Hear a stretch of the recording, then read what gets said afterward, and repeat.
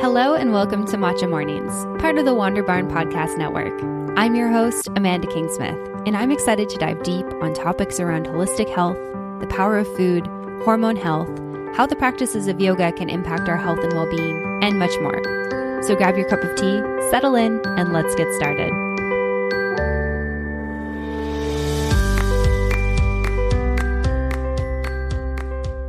Hello, everyone, and welcome back for another episode of the Matcha Mornings podcast. I am so grateful that you've decided to join me today, and I hope that everyone is staying healthy, safe, and well wherever you are in the world. Today on the podcast, I am very excited to be joined by Mary Kate Lewis. And Mary Kate and I have been connected for a while through some mutual friends, and I've been following her on Instagram for a couple of years and watching her go through this incredible health and wellness journey. And Mary Kate talks a little bit about this at the beginning of the show, about how she has been living a holistic life for a number of years, and the only thing that didn't really match up with her journey was her weight. She's always struggled with her weight. She's done a lot of fad dieting, and it wasn't until she discovered intermittent fasting as a lifestyle that she was able to lose the weight and actually heal non-alcoholic fatty liver disease, which is a precursor to type 2 diabetes. And her story is just so inspiring and so incredible to hear. And I'm really excited to share that with you today. And before we dive in, I just wanted to talk briefly about what intermittent fasting is in case you're not aware. So as defined by healthline.com, it's an eating pattern that cycles between periods of fasting, so not eating, and then eating. And it doesn't really specify which foods you should eat, but rather when you should eat them. And in this respect, it's not a diet in the conventional sense, but more accurately described as an eating pattern. So for many of you listening, you may have heard of intermittent fasting, or maybe you've tried it, or maybe you have a friend who has tried it, or maybe this is your first introduction to intermittent fasting, and you might be totally wowed by Mary Kate's story. I wanted to just give a little disclaimer that everything that we're talking about here is personal story. Mary Kate and I are both not doctors. We're not dietitians. And if at the end of this you feel like intermittent fasting might be something that's good for you and your lifestyle, please make sure that you are talking to your doctor or your health practitioner before diving into that, as you know, this isn't professional health advice. The other disclaimer I wanted to make is that we do talk a little bit about eating disorders. So if that's something that is sensitive to you, or the idea of talking about calorie restrictions or not eating for periods of a time is sensitive to you, this might not be the best episode for you to listen to. So with that in mind, I'm really excited to be talking with Mary Kate and to share her story. And if you stay all the way to the end, I'm going to share a little bit about my experience with intermittent fasting and, you know, some of the things that I have noticed personally with hormones and health when it comes to fasting. All right, here's the episode. Mary Kate, welcome to the podcast today. I'm super excited to have you here with me today. Thank you, Amanda. I'm excited too. Yeah, I'm so excited to dive into your whole journey with intermittent fasting and just your direction with health. But first of all, I want to just talk a little bit about who you are. So can you tell myself and people listening just a little bit about yourself, where you're located, what you do, and anything else you want to share with listeners? Sure. So I'm 25 years old. I live in San Antonio, Texas, and I've lived here for about 12 or 13 years. Always lived in Texas. I have been married for about 4.5 years, and we have a daughter. She just turned 4, and a 2-year-old son. And I work full time in sales. So I have a desk job, so kind of sedentary, unfortunately. But when I'm not at work, I like to go on walks with my family. We like to get outside as much as we can, whether that's just walk around the neighborhood or going to a state park or going somewhere prettier to walk. But we really enjoy doing that as a family. But otherwise, yeah, I mean, my husband and I are pretty holistically health-minded, which is one of the things that kind of brought us together. He really wants to live to be at least 120 years old. So I'm not sure if he'll make it that long, but he thinks he can do it. He's into kind of biohacking and stuff. So I'm kind of holistically minded too. I had both of my babies at home with a midwife, and if I had any more babies, I would definitely do it that way as well. I just highly recommend the experience for low risk moms. I just loved it. And I breastfed my babies, and I just prefer like just the more natural methods of parenting and living whenever possible. Amazing. I love So that. that's a little about me. We might need to have another conversation about natural birth and doing at-home birth, because I'm also super interested in that. Yeah. Okay, cool. Cool. But so for this conversation, can you just tell me a little bit about your journey with like health and wellness and food specifically? Yeah. So one of the things that kind of didn't match up with my natural mindset and my holistic mindset was my weight. I've always been overweight my entire life, and I just felt like that was such a blaring inconsistency with my mindset, that I want to be holistic and healthy and live this natural lifestyle, but I can't seem to get my weight under control. So it's something that I really have struggled with for a long time. I actually counted it up at one point, and I've tried at least 20 diets, at least 20. So everything from like Weight Watchers to probably the one I had the most success on was MetaFast, HCG diet, like you name it, I've tried it. Just crazy diets. And the past 4 years, well, 5 years, almost 5 years, I've been pregnant or breastfeeding for a good majority of that time frame. So that just made my weight struggles even more difficult, because obviously you're not going to lose weight while you're pregnant.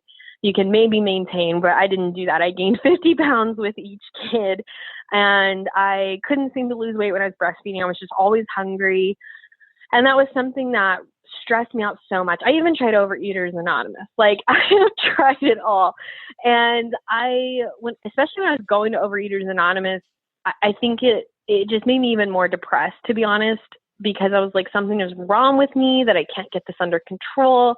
And I am just incessantly hungry. I am hungry all the time. And I shouldn't be hungry because I'm carrying around all this extra weight. So it never made sense to me. Why am I carrying around all these extra pounds on my body, all this food on my body, but I can't ever seem to tap into it? And so my husband has been doing intermittent fasting since high school. And I actually tried it back in high school, funny enough, but I didn't really do it correctly, I guess. So I gave up on it at that time. So I'm really glad it kind of circled back around into my life and found me again.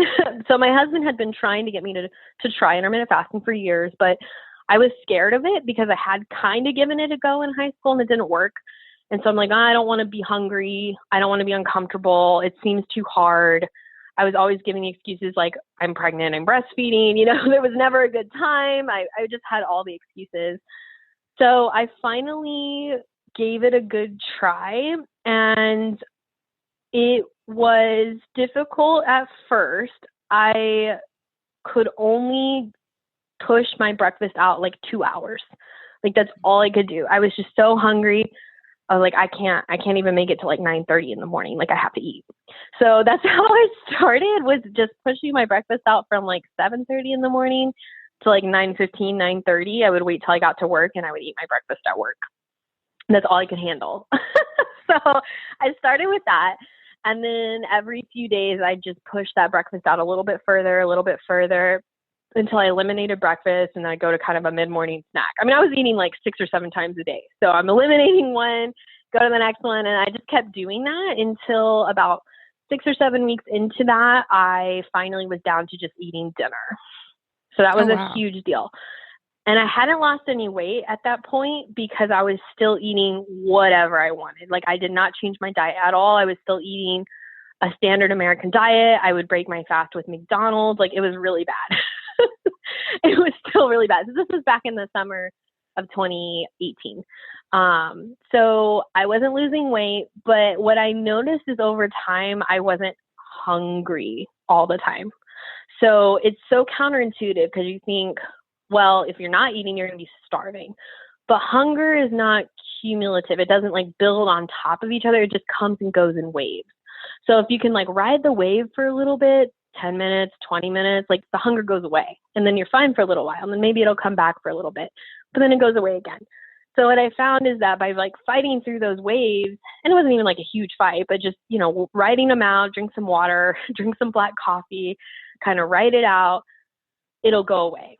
And by starting this fasting lifestyle, I was able to resensitize myself to my hunger hormones. So mostly leptin is the big one. That's the appetite suppressor hormone. And because I was constantly in a fed state, my leptin hormones weren't working. So I couldn't hear them anymore. I couldn't tell that I was full, which is why I was just always chasing the hunger and trying to feed the fire, so to speak. That's a really great like starting point. And it's really interesting because I can relate in kind of my own personal journey a little bit to that as well. In that like when I worked corporate a couple years ago, I guess a number of years ago now, like 8 years ago, 7 or 8 years ago. Yeah, long time ago. It feels like yesterday in some ways, but also like, you know, just a past life and in many other ways. Ago. Yeah, for sure. Yeah. But I would eat like the same thing, like probably, 6 or 7 kind of smaller meals throughout the day. And I felt like I was insatiable. Like I just would eat and eat and eat and feel like I was never full. And for me, I think it was a lot having to do with my blood sugar, which we'll probably talk about. And then also just like, for me, I was like not eating the proper amounts of things. Like I was very much eating kind of more of like a bunny rabbit does as opposed to like a human should. Yeah. But I found like eating like, using some fasting and then eating just more like protein filled meals has been like so much more helpful for my hunger. Like I don't have that insatiable hunger anymore, which is really relieving because it kind of sucks when you feel like you're constantly hungry all the time. Yeah. And it feels like, for me, it felt like a moral problem. Like there was something morally wrong with me. Like I have discipline and self-control in all these other areas of my life, except for this area. And I can't seem to get through this hunger. I can't seem to ever feed myself enough to not be hungry. And when I started reading more about hunger hormones and the hormonal theory of obesity versus like a caloric theory, I don't really blame calories anymore. I blame hormones, and I blame the types of food and the frequency of eating for what got me into the mess I was in. So, but it felt like I was a bad person. But really, if we looked at food addiction and sugar addiction the same way we looked at alcoholism or drug addiction, like we don't blame an alcoholic for being an alcoholic. We're not like, oh, like, you know, they could just stop if they wanted to. Like we realize it's an addiction. We recognize it as something that's very difficult to quit. And so I think if we saw like carbs and sugar the same way, that like people who are addicted to carbs and sugar, it's not like they can just quit. They can just give it up. There has to be a more, I guess, structured method for the way that people who do have that problem can eat, the frequency that they eat, the types of food that they eat. Like it is an addiction, and it's something I'm still working on. I mean, I'm definitely not perfect, but like fasting has given me the most freedom from that addiction that I've ever experienced without like a fear of rebound or like falling off the wagon or like all the weight's going to come back. I don't fear that anymore because it's not a diet. And so as soon as I quote unquote quit eating the diet or whatever diet I was on, I knew the weight would come back. And that's the crazy thing about starting a new diet is I knew eventually I'm going to get tired of it. It's not going to be sustainable. I'm going to quit and then the weight will come back. Right. Which doesn't feel good. Exactly. It's like, but I was so desperate to try to lose the weight that it was like, well, I got to at least try it. Like I at least want to be thin for a little while. And then whenever the train comes off the tracks, like I'll just have to deal with being fat again. It was really bad. I mean, and I got to the point where I was like, I guess I'm just going to be fat because if I keep dieting, I'm just going to regain the weight plus some, and I'm just going to keep making it worse.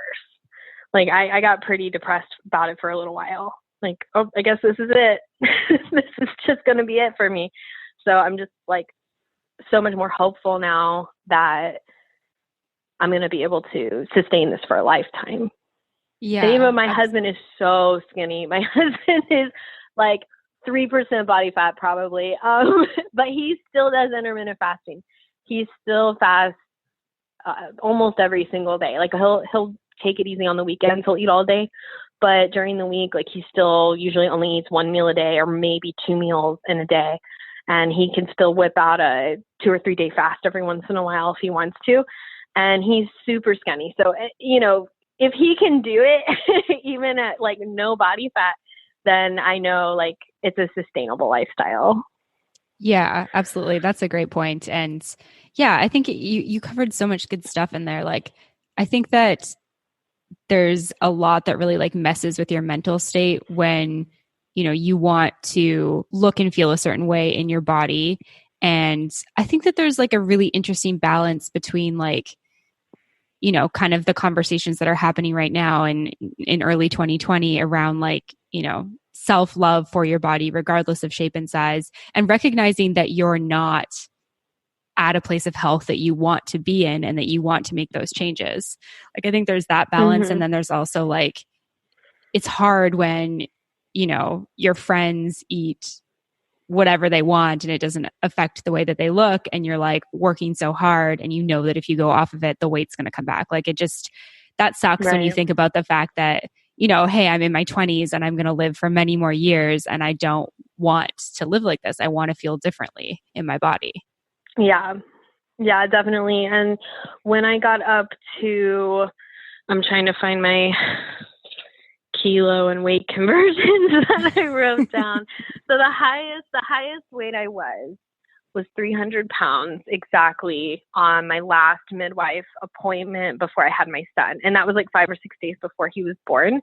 So I may have even gotten higher, but I was at least 300 pounds, which is 136 kilos when I gave birth to my son. And I still had him at home, no drugs, vaginal delivery, my body still worked. It still gave birth to this beautiful full-term baby. And, for that, I'm really thankful. But I spent the next year after I had him still at about 280 pounds or 127 kilos, which is not, that's not dropped a lot of weight. And I just couldn't seem to lose any weight from that. And anyone who's breastfed also knows the breastfeeding hunger can be so real and so hard. So basically stacking on top of the breastfeeding making me hungry and then my insulin resistance making me hungry. And what I think a lot of people don't realize is that when you are overweight, you're probably hungrier than people who aren't insulin resistant, people who aren't overweight, because your hunger hormones are so messed up and you can't hear them, you can't listen to them anymore. So they're overstimulated. So when you go to a buffet, for example, or you go somewhere and you see someone who's very overweight and they're just eating and eating and eating, you're like, gosh, like why can't they get some self-control or what's the matter with them? They have all this food on their body that's already stored, but they can't seem to ever tap into it because they never stop eating long enough to let their body tap into it. So, when I was 280 pounds for a year, it's not just about the way I looked. I didn't like the way I looked, but on top of that, I was just tired. I was really depressed. I thought that I was tired and depressed because I was overweight and I was a mother of two and I'm working. And so I had all these excuses as to why I'm allowed to be tired. I'm allowed to be depressed. But in reality, I think a huge part of it was the fact that because I was in the constant fed state, all of my energy was constantly going to digesting food. And that does take up a lot of your body's energy. And by finally allowing myself to take some breaks from eating, my body was able to move some of its energy and some of its resources to healing my body and allowing some of the other parts of my body to get some attention that were normally going to digestion. Right. That definitely makes sense. And so you started fasting kind of after you had your son, when you've like been at this point, and you said that there was like a little bit of time where you didn't see much weight loss. And then what happened kind of like at that point? Like, did you look at like, okay, it must be the food I'm eating and make some changes to your diet, or kind of what happened next in your journey? Sure. So a couple of things. Before I tried intermittent fasting, probably the eating style that worked best for me was doing like a Paleolithic eating style, but I was still eating, like even when I was eating paleo, I was eating like 5 or 6 times a day. Like I'd eat my 3 meals, I'd eat a couple of snacks. So I was still eating all the time. But I definitely felt the best when I was eating that way. But again, it just wasn't sustainable for me because it required so much food prep. So when I started the fasting part, again, I was eating standard American diet, totally not healthy at all. But I was like, you know what, I'm not going to worry about going back to paleo. I'm not going to worry about that for now. Just focus on getting the fasting under my belt. And it took 3 or 4 months, honestly, for me to really feel comfortable in the fasting. So that was like July, August of 2018. I started experimenting with the fasting. By like December of 2018, when all the holidays rolled around, I still did 1 meal a day for most of that time. And I even threw in a couple of like 48-hour fasts, and I was starting to get kind of some confidence in my fasting abilities. And it was around December that I started changing my diet a little bit as well. So I started to kind of go more back to that Paleolithic eating routine or eating style. So my meal template was on my plate for my 1 meal. It would be a good chunk of protein, a bunch of vegetables, and a couple of servings of healthy fats. So I'd usually do avocado, maybe do some olive oil, something like that, some grass-fed butter, or something along those lines. So that was my meal template. And if I would eat my 1 meal a day in that template, I lost weight the next day. If I didn't feel like eating a paleo meal that night and I ate a standard American diet, my weight would stay the same.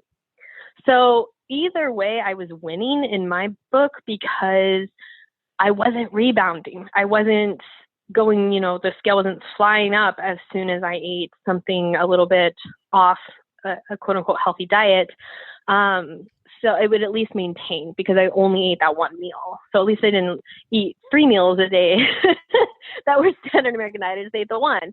So I could kind of stay as motivated as I wanted to. So usually like Monday through Friday, I'm busy with the work grind, and that could kind of keep me distracted. So I'd eat healthier. And then on the weekends, I'd loosen up a little bit and maybe eat a little bit off of that program. And what also happened to me around December 2018, January 2019, is I learned more about non-alcoholic fatty liver disease. I read a book about fasting and about diabetes, and they talked about non-alcoholic fatty liver being a precursor to diabetes.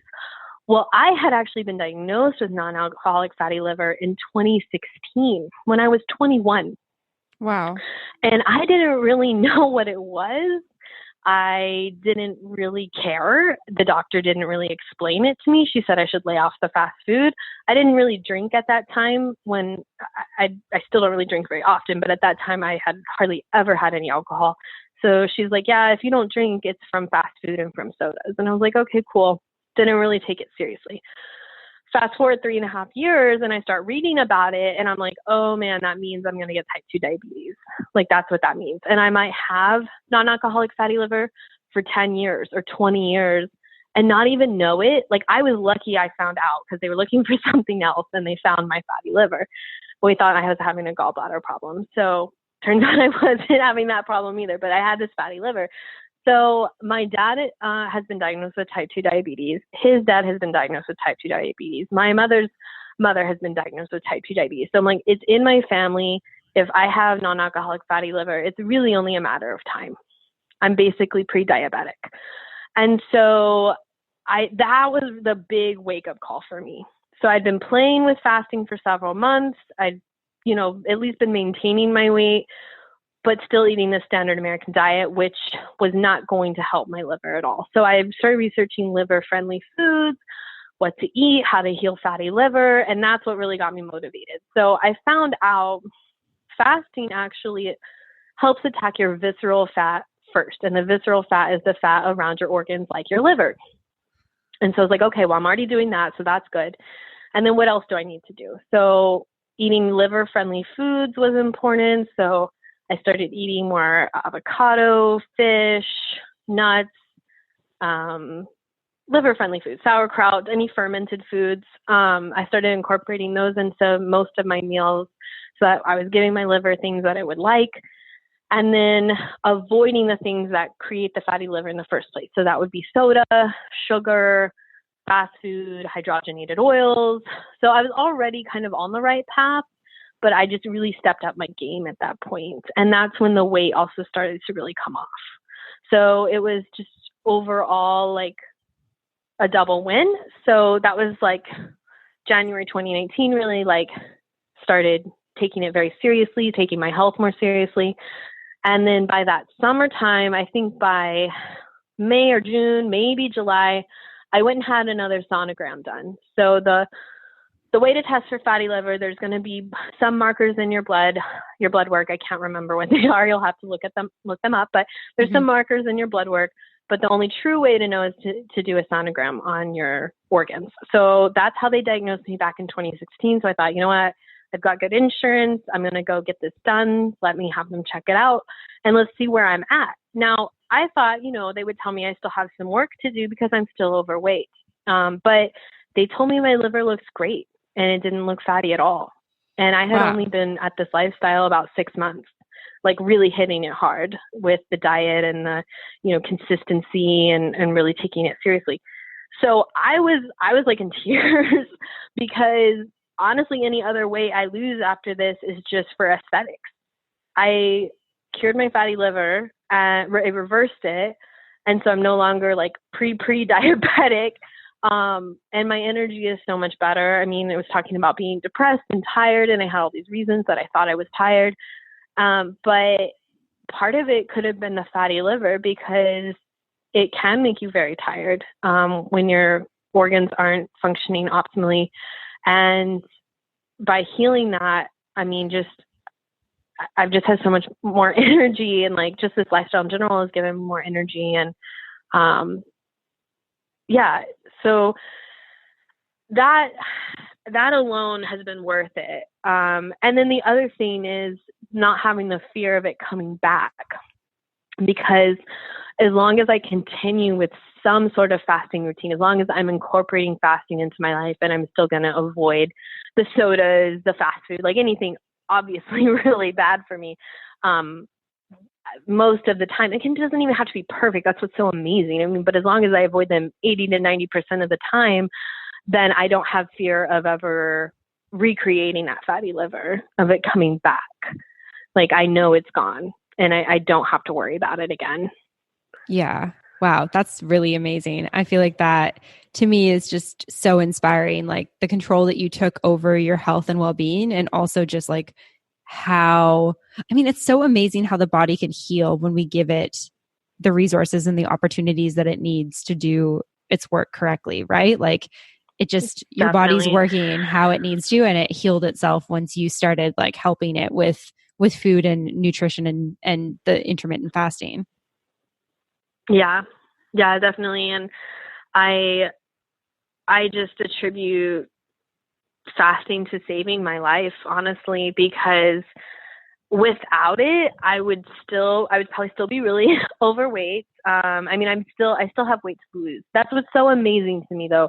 I still have weight to lose, but I know I'm on the right road. And like, fasting has ensured to me that I'm no longer pre-diabetic, and I'm never going to be pre-diabetic. I'm never going to become diabetic. Like I don't have that fear of dying of heart disease or type 2 diabetes or something along those lines anymore. Like I don't have to worry about it ever again. Mm-hmm. It just blows my mind because there is so much type 2 diabetes in my family, and because both sides of my family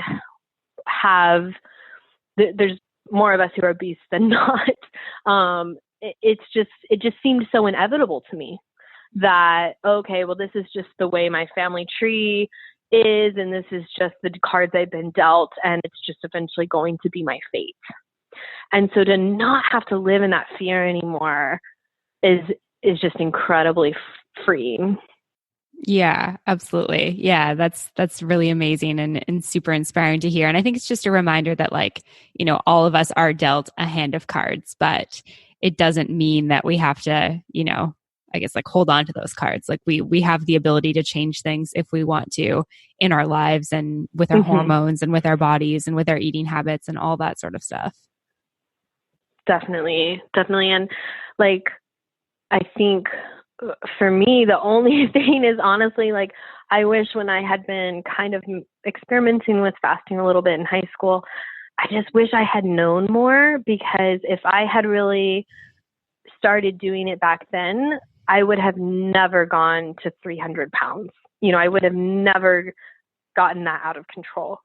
And so it's like kind of like, oh, darn, I wish I would have known it back then. But I'm so thankful it came back into my life later on. So it was definitely a mixture of, I think partly like it's intermittent fasting, or like doing like the 16-hour fast with the 8-hour eating window. That type of fasting routine is becoming a little bit trendy, which I'm like, at least in the circles that I see on the internet, which I'm excited about. Like, I'm really glad that it's kind of becoming a trend. So I think like kind of seeing other people do it. My husband's been doing it for years and has been trying to get me to do it.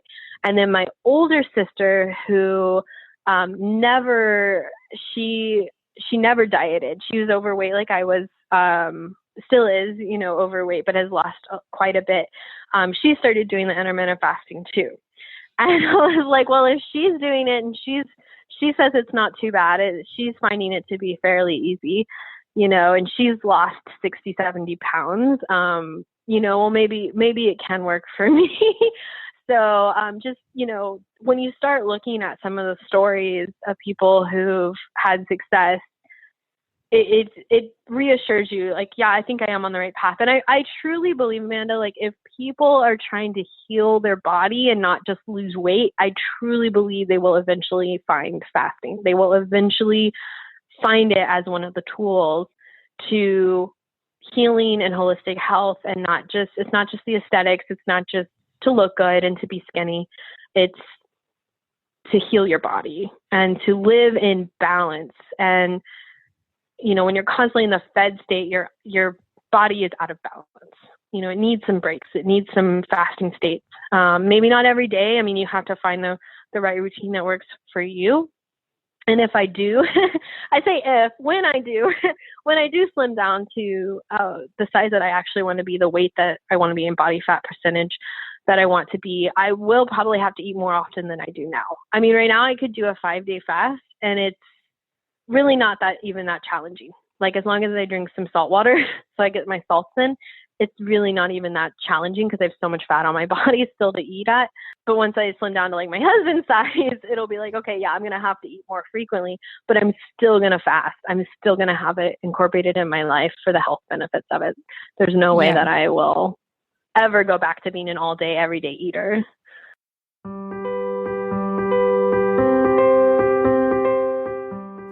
Hey everyone, we're taking a quick break from the podcast to talk about Muse. Muse tracks your brain during meditation to give you real-time feedback on your meditation, guiding you into the zone and solving the major problem that most of us have when starting a meditation practice. Muse lets you know when you're doing it right. Your Muse headband basically acts like your personal assistant. While you meditate, Muse measures whether your mind is calm or active and translates that data into sounds. When you're calm, you'll hear peaceful sounds, and when your mind wanders, the sounds will intensify, guiding you back to a calm state. So if you're like me, where you have a really solid meditation practice and you love to do it every day or every couple of days, but sometimes you just find that you really can't get in the rhythm because your mind is so busy, Muse might be for you. The best part about this is that I have a 15% discount off just for listeners of Matcha Mornings. So head on over to bit.ly/Matcha Mornings Muse to get your discount. All right, back to the episode. Yeah. So I know like a little bit more about kind of, you know, as you said, what's becoming more trendy, definitely in my circles as well, the more like 16-8. So like fasting for 16 hours, eating in an 8-hour window, or maybe doing like 5 days of that, one 24-hour fast, and then, maybe one day where you eat whatever you want type thing. But I'm a little bit less familiar with like the longer fast. So I'm curious, like, I guess, one, how did you kind of train yourself to get into fasts that are, 5 days long? And then also, how do you make sure that you're getting like the essential nutrients that you need within that time period? Because I do, my understanding from fasting and from the research I've done is that in society, on average, we're eating more than we need to and much more often than we actually need to as humans. But like, we do need nourishment and nutrients. I'm curious what that's been like. Yeah. So my husband gets on to me about the nutrition side of things because my diet is not always perfect. It's not always that, vegetable, protein, fat template that I'm talking about. Sometimes I still eat junk food. It happens. So he really gets on to me about it because he's like, when you do slim all the way down, you really are going to have to be more careful about supplementing and eating healthier most of the time because you want to make sure that you have enough nutrients because you don't have the reserve anymore to pull from. But I do have a lot of fat on my body, and that fat does have some nutrients in it that my body is pulling from when I am in the fasted state long enough for my body to tap into that fat. I do take some vitamins and I do get regular blood work done. I get my blood work done at least once a year. So I went and got it done back in like August. Everything was in normal range. My iron was a little bit on the low side, which it just typically is anyway. So I am starting to supplement with an iron supplement, and my vitamin B was on the lower end of the range as well. So I started supplementing with that. So I think just keeping up with your blood work in general is a good idea. Seeing if you have any deficiencies and looking for high quality supplements to supplement the areas that you are a little bit low in, and eating, foods that are going to help you in that area as well. Definitely important. When you're looking at the longer fast, and the longer fast, I would consider anything longer than 36 hours, longer than a day and a half. If I'm going to fast really longer than 24 hours, but especially longer than 36 hours, I'm going to incorporate salt water into my fast to help me keep my electrolytes balanced and help me to not become dehydrated, because when you are fasting for a longer period of time, you're going to urinate a lot. Your body's going to be dumping stuff out. And if you're not replenishing with some salts, then you will start to feel bad. So perfect example of this, last February, I was gaining my confidence in fasting. I was getting really motivated to heal my fatty liver as quickly as possible because I really didn't know how many years I'd had my fatty liver. I knew I was diagnosed in 2016, early 2016. So it had been at least 3 years that I had it. So I was like kind of freaking out. I was like, I got to get rid of this. I got to fix this. And so last February, I attempted a 14-day fast and I succeeded. I wanted to go at least 14 days and I hit exactly 14. I was like, you know what? Okay, bare minimum. I hit my 14 that I wanted and I'm breaking this fast. But here's what happened and here's what I learned in that. I'm never going to do a 14-day fast again. I don't think I would unless I had like cancer or something I was trying to get rid of. 7 days is probably the longest I will ever go just for weight loss and health purposes. But I just don't think it's necessary. But in that 14-day fast, I did not supplement with salts at all the first 6 days. And I regret that. I wish I hadn't known a little bit more about the salts because it would have made the whole fast so much easier. I started to get heart palpitations around day 4 or 5. And I thought, oh my gosh, I'm going to have to break this fast. I don't think I can keep going if my heart is going to be racing just from like getting up from my desk and walking over to the bathroom, or walking to get some water. Like if my heart starts racing. And it was because I didn't have any potassium in my system. And so no potassium, your muscles might start cramping, right? And your heart's a muscle. So that is, I think, where the heart palpitation issue came from. So whenever I do a longer fast, so the way I fix that, because I told my husband, I can't keep going like this. This is not going to work. I started supplementing that 14-day fast with bone broth. So that does have some calories and some protein in it. So technically it was not a clean 14-day fast, but I'm still really proud of that one. I'm really glad I did it. I learned a lot from it. But Going forward, what I do so that I'm not consuming calories or protein, like I'm doing a clean fast, is I create my own saltwater mix. So I put pink salt in it. I put something called no salt, NO salt, and that is potassium. So it's a salt substitute for people who have like high blood pressure. They're not supposed to be consuming too much salt. They can use that instead. So I put the pink salt, the no salt, and then I'll put a little bit of lemon and lime juice in there. And that keeps me hydrated. It keeps me from having muscle cramps. It keeps me full. I know it sounds maybe a little weird, but I mean, if you think about it, it's kind of like drinking broth, because broth is really salty and that helps you feel full. It's kind of the same idea. So you're getting those salts in. It's helping you not pee out all your electrolytes. And so it's just kind of keeping your body in balance. It's also helping prevent you from having any refeeding syndrome. So if people start researching fasting, they're probably going to read these warnings about refeeding syndrome, and you're going to eat something after a long fast and your body's going to go into shock and you're going to die. If you're drinking that's yourself, intense. yeah, like people will say that in these articles about warnings about fasting and all this. That's not, I mean, I'm not a doctor. I can't guarantee it for each person, right? But I seriously doubt that's going to happen if you're supplementing with salt. But again, like from doing that longer fast, I've realized like you really don't need to go that intense. You don't really need to fast for weeks at a time. If you are severely overweight, like I was doing 3, 4, 5, 6-day fasts, if you can with the salts, it's going to help accelerate things. It's definitely going to help accelerate things. And I've been kind of slacking a little bit this last month for various reasons with longer fasting. So I'm going to try to pick it up again, because I do have some weight I want to finish losing. I do want to lose about 60 more pounds. So, you know, I do want to get to my goal. But at the end of the day, it's like, it's not a race. It's your body. It's your long-term health. This isn't a diet. It is a lifestyle change. I've been doing it since July of 2018, so about a year and a half. And I don't see myself stopping anytime soon. So whether I lose the weight in 2020 or whether I finish losing it in 2021, it doesn't really matter. It's only a year difference. You know, in the grand scheme of things, it's the rest of my life that I'm going to be enjoying the benefits. Yeah. Yeah, absolutely. I love that. And that brings up a couple questions that I have. So I guess the first question is around refeeding, just because, you know, at the end of a fast, I feel like there is like some hunger that comes on, and also like the excitement of like, oh, I get to eat something, because I don't know, there's something satisfying about like chewing something and the flavors and stuff like that.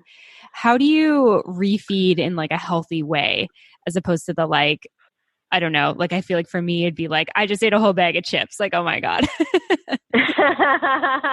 Yeah, I mean, so depending on where you're starting in your journey and how bad your food addiction is, I would say that's going to affect it, or my advice to you, that's going to affect it, because my food addiction was so bad that I did break my fast with McDonald's or Chick-fil-A or whatever I wanted. And that's literally all I could handle. Like I couldn't think about possibly doing the fasting and a diet change at the same time. I just couldn't even fathom it. I wouldn't have attempted it. So I was like, let me just try one thing at a time. So for me, that worked, because eventually it led me into better diet decisions, because your body starts to crave healthier food. It was the craziest thing. Like, because you're not eating as often, I was like craving cabbage.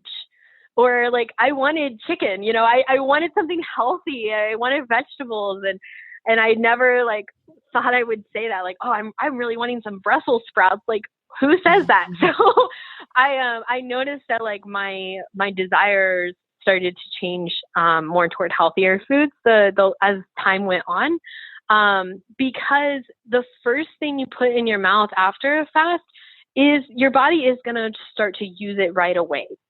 Versus like when you're constantly eating, I don't really feel like the same effects. So for example, when I did that 14-day fast, I broke my fast with cabbage, turkey, and avocado. And it was the most delicious meal I'd ever had in my life. I bet. I could feel my body coming to life eating this food. And what's so crazy is like, I didn't feel bad while I was fasting. But it's like I could feel my body using the nutrients in the food. It was the craziest feeling. And honestly, like if you want to experience it, you're going to need to fast for at least 3 or 4 days, probably.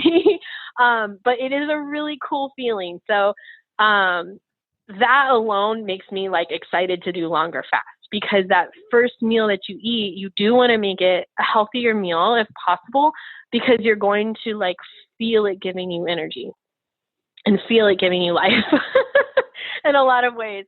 So, I mean, you'll read a lot of things online about like, oh, you should break your fast with fruit juice and vegetables and like nothing too hard on your stomach. So I kind of bought into that for a little while, but honestly, like I think any whole food is a fine choice for breaking your fast. So whether that is fruits or vegetables, whether that's meat for you, whether that's raw nuts, avocado. I love breaking a fast with avocado. Any type of whole food. I just wouldn't recommend. I wouldn't recommend doing the fast food like I did at first. I obviously don't recommend that. If you can, if you have the self-control to break your fast with something healthier, definitely ideal to do that. But I think there's no like wrong way necessarily. When you're kind of transitioning into this lifestyle, at least for me, and again, I was very carb and sugar reliant at the time, I kind of just, I would start eating and I just wouldn't want to stop until I like literally made myself sick. And I did that multiple times. Sometimes I still do that. And it's just like, oh, what's wrong with me? When am I going to learn? But I mean, sometimes you're like, you were so excited about breaking your fast and you had all this food in mind that you wanted to eat and you start eating. But the longer you're in this lifestyle, the more in tune you become with your satiation hormones. And so when you feel full, stop, walk away from the kitchen for a little while and let yourself feel that fullness. It's kind of disappointing. Like my older sister and I have both experienced this where we're kind of like, darn, like I really just want to pig out sometimes and I can't. Like I literally can't do it anymore. And I used to be able to eat all day, thousands of calories a day and not bat an eye. And now I eat 2,000 calories and I'm like, oh my God, I feel like I'm going to die. Like I feel like it's Thanksgiving dinner or Christmas dinner. Like I'm so full right now. So it almost like ruins you in a way, because you're like, I can't pig out anymore. I can't just go crazy like I used to. But that's also the beauty of it, because like I was saying, like previously we're always chasing the hunger and we're never satisfied. And that's why we eat so much food. And so it takes you back into balance, into the other direction. Yeah, which is really amazing. And so that's super helpful. Something else I'm curious about, which I'm sure that somebody out there is also wondering, is, how do you kind of incorporate this lifestyle like into your life? I guess, like, I know you have 2 little kids, your husband, which I know he does some fasting, which is probably super helpful, but you work full time. Like, how do you bring fasting into just like, everyday life? Yeah. So it really just depends on like how much you want to talk about it. What I have found at work is that like, I think if I hadn't really said anything about it in front of my coworkers, I think a lot of them wouldn't have really even noticed I was not eating throughout the day. I noticed them eating throughout the day. Whenever I decided to stop eating all day, I would suddenly notice, oh my gosh, they're on their third snack already and it's only 2:00. Like I would start to notice these things because I've made a decision not to eat. But I think like it just depends on what you're used to. If you're used to going out to lunch every day with work friends, yeah, there's going to be a little bit of awkwardness there to say like, yeah, I'm not going to eat. If it's cool, I'll still hang out with you and drink my water, but they might be uncomfortable with that. I mean, people get really freaked out when you tell them you're skipping some meals and they think it's really unhealthy or you're starving yourself or you're anorexic. Now, I got told a lot that I had an eating disorder. And what's crazy to me about that, like by coworkers, by people who never, they never researched fasting. So I didn't really take their comments too seriously. But I mean, they would tell me like, oh, you're like anorexic, you have like an eating disorder now. And I think that's just so ill-informed, because no one was concerned about me having an eating disorder when I'm eating 7 times a day and I'm eating thousands and thousands of calories. No one called that an eating disorder. But then when I decided to try to take my health into my own hands and heal my body, then suddenly I had an eating disorder. So it's pretty backwards the way that a lot of people see it. As far as the kids go, my kids are so young that honestly, I don't think they even notice that I'm not eating with them. Like they're kind of in their own little world. And so like I'll fix them their breakfast. Like I'm usually Monday through Friday, I'm not with them at lunch. So, they're with my mom or the nanny or whoever, or at school with my daughter. She's in pre-K 3 days a week now. So like she's, I'm not even there to not eat lunch with them. And then for dinner, like if I'm eating, then we'll eat together, but sometimes I'm doing a 48-hour or 72-hour fast. I'm not even eating dinner. But again, like I just sit down at the table with them and I hang out with them while they eat their meal. And they don't really seem to like care or mind that I'm not eating. They're just little kids. They don't really even notice. And obviously because my husband is a fan of the lifestyle, he doesn't judge either. I do know some people have trouble with a significant other questioning them or judging them or telling them they have an eating disorder and trying to get them to eat when they're trying to fast. And so there are people that are going to run into challenges like that. And I mean, I would just encourage you to like push through and keep trying, because the results will eventually speak for itself and your new food freedom will speak for itself, and they might even decide to try it. So that's kind of, day to day. And there are definitely times that I break my fast sooner than I expected because a social event comes up that's very food centered. Like there's definitely times that I plan my fasting around a social event or a dinner or a party. I'll plan to fast a little bit more before and after so that I can indulge a little bit more. So there's definitely times that I plan my eating around these social events sometimes. Like for example, last summer, like my work was going to take me out to a really nice like Brazilian steakhouse, all you can eat meat, like all this food. And I fasted for like 2.5 days leading up to it because I knew I wanted to eat whatever I wanted at the Brazilian steakhouse. So, I just kind of, it's a very adaptable lifestyle. Like there's no like cheating or messing up as long as you keep fasting. Like as long as you continue to fast, I don't really feel like you can mess it up too bad. Because it's just a very forgiving lifestyle, if that makes sense. So like after Thanksgiving this last year, like I fasted like maybe 16 or 17 hours that day, but then I ate like all afternoon. I ate pie, I ate the sides, I ate everything that I wanted to eat. And then I fasted for like 2 or 3 days after that. Like I just did like a 3-day fast, and then whatever couple of pounds I put on came right back off, and I kind of felt like emptied out and detoxed and back into, like my normal feeling now. And so, what's crazy is like every time I overindulge, I always end up being like, oh, I can't wait to get back to fasting. So it's just such a 180 for me. But anyway, I hope I answered your question. Sorry, I know I'm long-winded. No. It's great. It's lots of great information. And yeah, you definitely did. Cause I think it is like, if you're not eating, I mean, I think it's one thing if you're like choosing to just not eat breakfast, like maybe in the like 18-6 sort of routine. But if you're not eating, a couple of meals, like there is, especially like, you don't work from home and you've got kids. So yeah, I was just curious what that lifestyle is like, but you answered that perfectly. Like just being able to tell people about it if you want to, and just make choices that feel good for you. And I want to touch on what you were talking about with, people, saying that you had an eating disorder. And I think that it is a really great point that,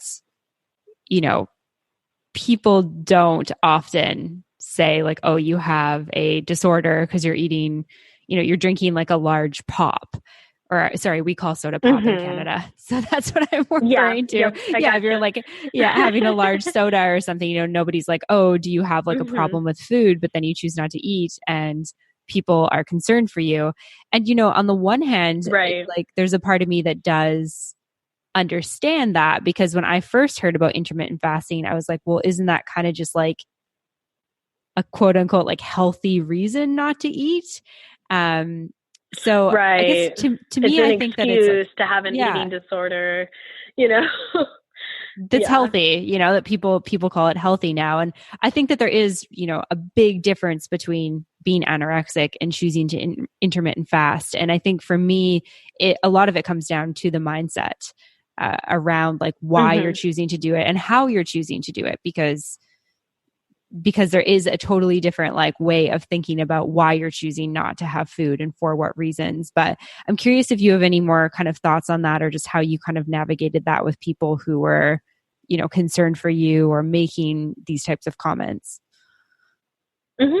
Yeah, I definitely have some thoughts on that. And what you said is a big part of the mindset of it. I think it's kind of, and you're talking about kind of at the beginning of our conversation about like the self-love movement and self-acceptance. And like, I'm for that, accepting where you are right now, but not necessarily having to accept that this is the inevitable. Like you can change, you can reach your goals. I think my older sister is an excellent example of someone who has fasted with the right mindset. I tend to be a more extreme person. I'm the sister who tried all the diets and like kind of maybe does have a more unhealthy relationship with food. I have two sisters, so between the three of us, I probably do have the least healthy relationship with food in a lot of ways. Fasting has helped me immensely to feel more in control of what I'm eating, when I'm eating. But I think in order for this not to be anorexia, not to be an eating disorder, it is largely in the mindset. Like, how do you respond when you quote unquote mess up and you break your fast sooner than you wanted to? Or how do you respond after, okay, I fasted for a day and then I went to go eat my dinner and I planned to eat this, but then I ended up totally binging on this. And how do you respond? How do you get back in the saddle? Or do you just go into a depression and you kick yourself and you blame yourself and get all upset about it? So my older sister, who's been doing intermittent fasting a little bit longer than I have, probably about 2 years she's been doing it. She has taken it really slow. She doesn't try to like push herself beyond her limits too often. Sometimes she will, just to see, what she can do and to make some progress on the scale and in inches. But she doesn't worry about it that much. She just eats balanced meals. She still eats bread. She still drinks alcohol occasionally. Like she just doesn't go too extreme with it. So I think she's a great example of someone who's like just taking it nice and slow. And then there's other people who start fasting and they were eating all day on the standard American diet, and they start fasting and they eat, keto or paleo with it, and they just are shedding the pounds. And in 6 months they've lost 100 pounds or something crazy. There's people who do it that way too. And I don't know where their head is at. I don't know if that's healthy or unhealthy for them. I think it comes with the long-term results. If they're seeing this as a quick fix to their weight problem, and then they're going to go back to eating all day on the standard American diet, then yeah, obviously like they were just using it as another fad diet, and they do have a problem with food and they do have an unhealthy relationship with food. But if they see it as a lifestyle change and they continue to keep it up for maintenance, then I would say that that's pretty good evidence that their head is in the right place. Yeah, absolutely. Yeah. I think that, we both, I think, have similar thoughts where it's like really has to be about the mindset and that sort of thing. And I think that that's, really only something that an individual can decide, and maybe, consulting with your doctor or talking with somebody if you have concerns. I'm curious because I do think that, I really believe that intermittent fasting can be extremely healthy for the body. You're a perfect example of somebody who has been able to heal, this fatty liver and potentially save yourself, or has saved yourself from getting type 2 diabetes. But I think that, you've done a ton of research and a ton of reading on this, which is so important. Can you share some of your favorite resources around intermittent fasting and where you've gone to educate yourself around it? Yes. So if someone's listening to this podcast, then I can assume they have access to the Intermittent Fasting podcast. So go find that one. The logo is like a clock with a red background. And the hostesses are Jen Stevens and Melanie Avalon. I started by just going back to like episode 1 and listening to the first 10 episodes. And it's basically a quick start guide for free on how to start fasting. So that's a great place to start for free with some resources. And then there's also some YouTube channels that are good free resources. There's Thomas DeLauer is one of them. I believe his last name is spelled Delauer. So he's lost a lot of weight doing intermittent fasting. He's kind of like a keto fan as well as far as the diet goes. I don't really care one way or the other about keto. Like it's good, but it's a little too strict for me. So I prefer paleo, but he has some good resources out there about how to get started. Another one is Dr. Berg, Berg. He's got YouTube videos that are, free. So go check him out for more info. If you're willing to invest a little bit more time and a couple of bucks into a book, there's a couple of books that I like. One is The Obesity Code by Dr. Jason Fung. And another one is The Diabetes Code by Dr. Jason Fung. So they're sciencey, they're longer, but they're really interesting if you're into that sort of thing. The Diabetes Code is where I learned all about non-alcoholic fatty liver. And I just am so grateful I learned more about it, because that's what really gave me the motivation to do this for my health. It's not just aesthetics. It's not just to look good. Like, I need to do this for my health. So that's where I learned all about that. So those books are good. And then another one that's good is called Delay, Don't Deny by Jen Stevens. So she's one of the ladies who does the Intermittent Fasting podcast. She has her book, Delay, Don't Deny. I think she's come out with actually another book about fasting, but I haven't read that one. And she has several Facebook groups as well. So you can join the Delay, Don't Deny beginner group before you've read the book, and then you can join the advanced group on Facebook after you've read the book. You have to kind of prove that you read the book to join the groups. But the groups are super supportive. I'm in both of those. There's a lot of Facebook groups about fasting. I think the only thing about the Facebook groups in general is some of them will say that the reason fasting works is because you're in a calorie deficit, and it just makes it easier to be in a calorie deficit because you can eat, a big 2,000 calorie meal versus like several small meals throughout the day. If you read Dr. Jason Fung's books, you may be convinced that it's actually not really about the calories. It's more about the insulin and how often you're spiking your insulin levels. And, obviously some foods are going to spike it worse than others. So I follow more that hormonal theory of obesity versus the caloric one. So that's the only thing you're going to see in the groups is like some groups hate Dr. Jason Fung because they're like, he's wrong. It's not about hormones. It's about calories. I tend to think it's more about the hormones over the calories. I tend to side with Dr. Fung. So I think everything's about the hormones. So I'm on board with that. Yeah, I think it's the hormones. Okay, well, good. Yeah. Hormones control our lives. So that's why they're important. They really do. I can't wait to listen to more episodes of your podcast. I can learn more about my hormones. But yeah, I mean, Dr. Jason Fung's, he has a Facebook group too, and I can't think of what it's called. I'll try to find it so I can message it to you if you have show notes you want to put it in. That sounds good. But he has a Facebook group too, where you can see a lot of success stories on there, and kind of follow more that mindset.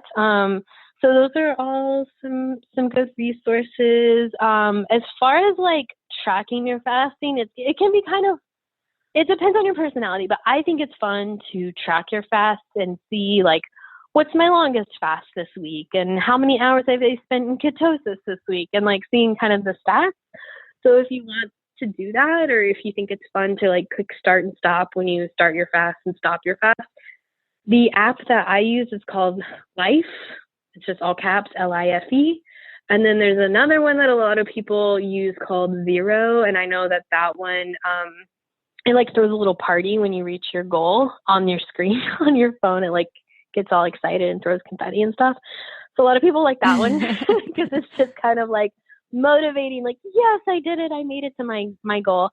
So Life and Zero are the two fasting apps that I see a lot on the Instagram community to kind of track your fast. And yeah, so that can be fun. And then, I mean, you can just keep searching like YouTube and Facebook groups and Instagram people, like just search for intermittent fasting resources. There's a lot of them. I mean, it's a growing community for sure. There are going to be, a lot of people out there saying it is unhealthy. I mean, that just is what it is. You just kind of have to experiment for yourself. I think there's also paralysis by over-analysis. Like some people research it and they're like, yeah, like I think it's healthy. I think it's a good thing, but they're like afraid to do that first fast because they don't want to be hungry. They don't want to be uncomfortable. So I would just recommend like do some research, but don't research to the point where like you can't seem to get started. Like just try it. Just try cutting your evening snack out, or try moving your breakfast out a couple of hours like I did. Like just prove to yourself you're not going to die. You can be uncomfortable for a couple of hours. It's not even like you're going to be uncomfortable the whole time, but you can experience a little bit of hunger and you're going to be okay. And just experiment with it. Yeah, but absolutely. At the end of the day, like you can research all day long, but like at the end of the day, you've got to just jump in and try it. Yeah, for sure. And I think that, those combined are really good. Like do your research on it, make sure that it feels like it's, something that you want to tackle and a good fit for you. And then, exactly like you said, just dive in and give it a shot and start small. Start with, pushing your breakfast back exactly like you did. And then, or cutting out that evening snack and then go from there. It doesn't have to be like, start by not eating for a week or something extreme like that. Right. Like don't start with like the 14-day fast or anything crazy. Like, start small. The other thing I didn't even mention earlier, like I was still breastfeeding my son when I started, which for some people, oh my gosh, like some fasting groups and some people, oh my gosh, it's like a big no-no. You don't do it while you're breastfeeding. I will say he was already 9 months old. We were already supplementing with like 1 bottle of formula a day, and he was starting on table food. So it wasn't like I was his only source of nutrition at that point. And I started so slow and my body adjusted very well. And I was pumping at work so I could kind of keep an eye on my supply. It never changed. In the 6 weeks it took me to go from like barely moving my breakfast out to going to 1 meal a day, I was still producing the same amount of milk for my son. So I never saw a dip. I wouldn't recommend that like in the early months, of course, of breastfeeding, but like eventually I had to set aside excuses and just try it. Mm-hmm. Yeah, absolutely. And I think that that's just a reminder, like, your body is different from my body, from, the body of everyone listening. And I think that it's just giving it a shot and seeing what feels right for you. And I think like our bodies know, like you've talked so much about this, like your body craves fasting now, you crave healthy foods, like your body's telling you what it needs. And it's just kind of our job to listen as best that we can. Yeah, definitely. Amazing. If people want to learn more about you, maybe follow your journey, where can they go to find you, Mary Kate? So the only public account that I'm really active on is my Instagram, which is at a crunchy family. If anyone's familiar with the term, like crunchy mom just means like the more natural minded parents. So that's why I came up with that handle. So a crunchy family, and I have it public. So I'm posting about my fasting on there. That's what I mostly use it for. People are welcome to comment or message me on there. If they have questions, I'll try to point them to the right resources or answer the questions as best as I can. If I get like a flood of them, that would be incredibly amazing, and I will try to get to all of them. But yeah, I love talking about fasting and what it's done for me. So I'm happy to try to help anyone out. Amazing. Thank you so much for your time today. Thank you so much for this conversation. And just thank you for coming on the show. Yeah, I'm really excited about your podcast, and I'm sure it's going to help a lot of people, all the topics you're going to tackle. So I'm really looking forward to listening. Thank you. All right, everyone. I hope that you enjoyed that episode of Matcha Mornings with Mary Kate Lewis. I hope that you feel as inspired by her story as I do. And I would definitely recommend checking out some of the resources that she mentioned. They're on the website at wanderbarn.com/Mary Kate. And then I would also highly recommend going and following her journey on Instagram, especially if you're interested in fasting or just interested in learning a little bit more about it. Of course, make sure that you are checking with your health practitioner or your doctor if you are deciding to make any type of lifestyle or eating change such as intermittent fasting. And before we complete this episode, I just wanted to talk briefly about my experience with intermittent fasting. I actually heard about it back in a number of years ago, and I was never really that interested in it because of my past with disordered eating. For me, it felt like I was healing a lot from that, and I wasn't in a position to actively restrict calories or put any type of restraints on the food that I was eating. However, a couple years ago, I felt like it might be worth trying for me just to see if I would feel good doing it. And so at the time that my husband and I were living in Mexico City, which was in early 2017, I actually experimented a little bit with fasting. So just like Mary Kate talked about, I started by pushing breakfast out a little bit, was still eating 3 meals a day. And then from there, I was able to move into more bulletproof coffee or bulletproof matcha and do more of like a fatty breakfast, and then just kind of have, 2 meals and a couple of snacks. And over time, I actually worked myself into being able to do the 16 and 8 fast. So that's the one that Mary Kate mentioned that is really common. And if you are going to start out fasting, I would definitely recommend reading, researching, talking to a health practitioner, maybe starting with, 12 or 13-hour fast and then slowly working yourself up to the 16-hour fast. But the 16-hour fast is really great because essentially you can set your fast tracker after you finish dinner, and then basically you just eat your first meal around lunchtime, and you could have something like a bulletproof or a bone broth in the morning, depending on what type of fasting you were doing. And so I actually did that for a couple of years pretty consistently outside of, times where I was going for breakfast or it felt inappropriate to not eat breakfast. And for me, it wasn't about weight loss or the way that I looked or anything like that. It was more about healing insulin. And so I had a lot of insulin resistance, like Mary Kate was talking about. So not feeling full after eating, feeling hungry almost all the time during the day. And it became kind of exhausting to try and feed myself constantly. I was in a constant fed state. And so what the intermittent fasting helped me with was to be able to have more time in between meals where I wasn't feeling hungry. I felt satiated after I ate. And after doing that for a couple of years, I actually made the decision earlier this year to not fast as often, or to decrease the fast to just not eating in between the time that I eat dinner and the time that I eat breakfast. And I have been feeling really great with adding a little bit more food in. And I also feel like all the work that I did with the fasting over the last couple of years really helped with my blood sugar stability and my energy levels. So if you're somebody who feels like maybe your eating rhythms are off or you want to switch something up, this might be something to look into. It's not necessarily just about weight loss, although as you heard from Mary Kate, it's certainly an excellent way to lose, a lot of body fat, especially if you are obese or highly overweight. So I hope that this gives you some insight and that you can go off and do your own research and decide what would be best for yourself. And thank you so much for listening to this episode of the show, and I will see you next week. Okay, bye for now.